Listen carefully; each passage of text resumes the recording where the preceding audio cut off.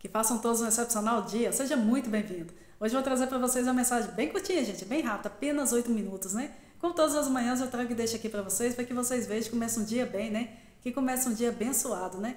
Hoje eu vou falar de 2 Samuel aí, capítulo 9, do versículo 1 ao 4, né? Hoje vai ser outro capítulo, outro assunto, né, gente?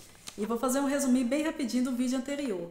Que no vídeo anterior, né, eu disse coisas importantes, né? Eu falei de doenças psicossomáticas, né? Eu falei que se você não gerenciar suas emoções, né, a alma fica afetada, né? E se você não tratar da alma, o corpo vai adoecer. Então vale a pena nos atentar aí, né, que tem doenças que o início começa pela alma. Então veja bem, vamos dar continuidade então do capítulo 9, do versículo 1 ao 4. Davi e Mefibosete, né? Mefibosete, gente, é o filho de Jonatas, né, neto do rei Saul. Certo dia, Davi perguntou: será que alguma pessoa da família de Saul ainda está viva? Se está, eu quero fazer alguma coisa boa para essa pessoa por causa de Jonatas. Havia um escravo chamado Ziba, né, da família de Saul, alguém que disse, né, que fosse falar com o rei Davi, né? Você é Ziba? Perguntou o rei. Sim, sou eu mesmo, às suas ordens. Respondeu ele, né? E o rei perguntou: ainda existe alguém da família, né, de Saul quem eu possa fazer alguma coisa boa, né, como eu prometi para Deus? Ziba respondeu: sim, existe um filho de Jonatas.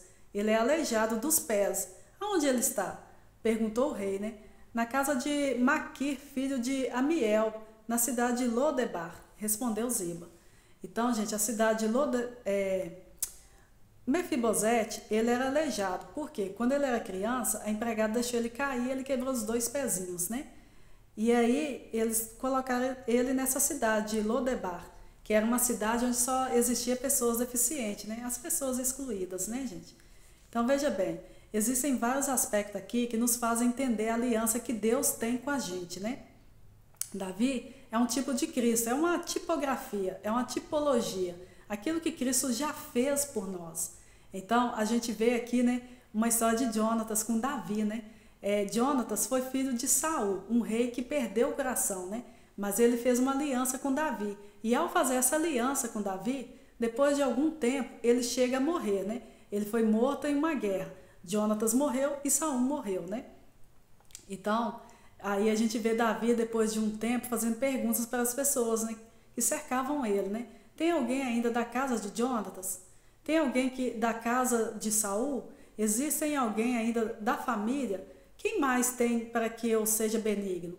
Evaneide, o que isso tem a ver com Deus? Tudo, gente. Tudo tem a ver com Deus. Deus olha e fala assim, né?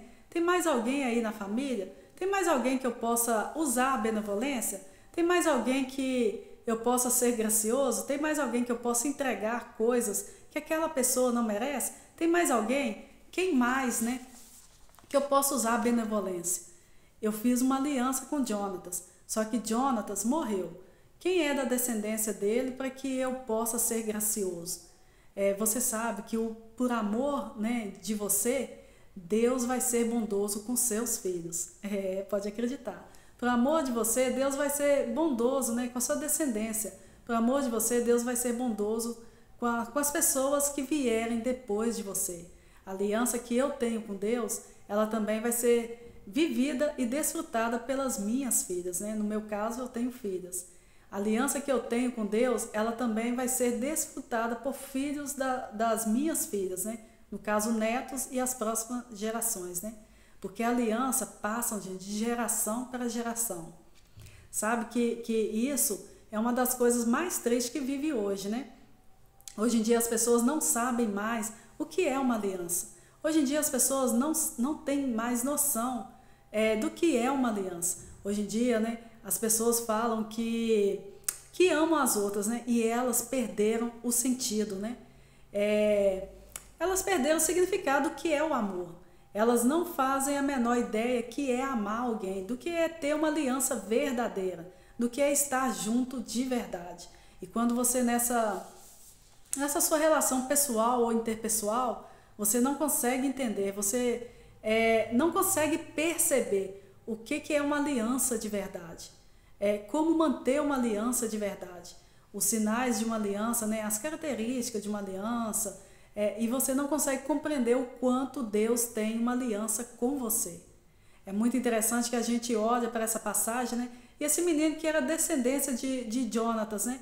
Ele não tinha a menor noção do que ter uma aliança. Ele não tinha a menor ideia que era ser um aliançado com alguém. Ele não tinha a menor ideia que poderia acontecer na vida dele, né? Por ter uma aliança com uma outra pessoa. Eu quero te fazer uma pergunta, né? Quem são as pessoas nas quais, né, que você tem uma aliança hoje? Quem são as pessoas com as quais você pode contar hoje? A gente vive num mundo, né, de pessoas tão fracas mentalmente, fisicamente, espiritualmente, né? E essas pessoas, elas não sabem de fato que é ter uma aliança. Que essas pessoas, elas não sabem realmente, verdadeiramente, o que é uma aliança. Os casamentos estão fracassados hoje em dia. Os casamentos abaláveis demais, né? As famílias inteiras, né, gente? E aí você pega, né? Se a gente vive em uma geração onde as coisas, as famílias estão abaladas, né?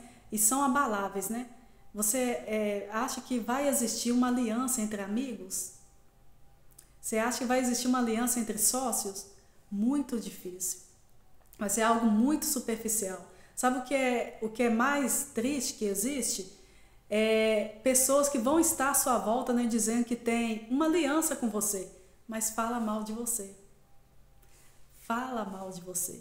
Por que isso acontece, Evaneide? Porque as pessoas ainda não pegaram, né, a essência da verdadeira aliança. Saul, depois de ter uma aliança, né, com Davi, perseguiu a Davi. Olha a diferença, né?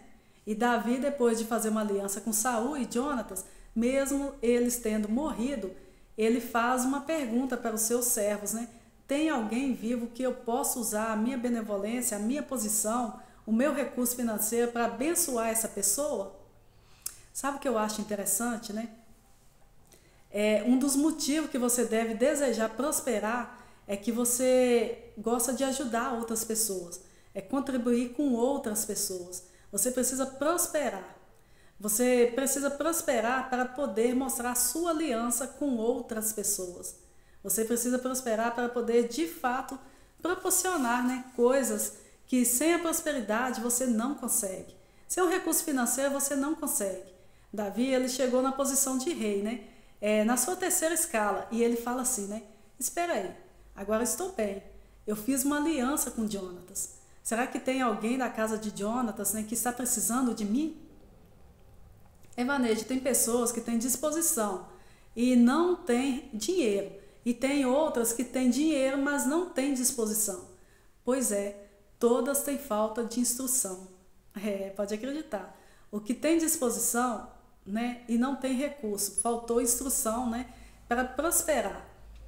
E o que tem dinheiro, mas não tem disposição, né, faltou instrução para ter um coração bondoso e falar assim, né, eu vou usar o meu recurso também para contribuir com outras pessoas. Que você possa, de fato, né, compreender que a prosperidade, ela tem um alvo. O alvo, gente, é servir outras pessoas. É muito bom, né, quando você prospera e você pode servir a sua casa, servir a sua família, honrar o seu pai, honrar a sua mãe, né? Quando você pode fazer com que outras pessoas, gente, desfrutem de coisas que elas não poderiam desfrutar se não fosse pela sua resposta, pela sua prosperidade, pela sua aliança. Então, esse que é o alvo, esse é o sentido. Que façam todos um excepcional dia.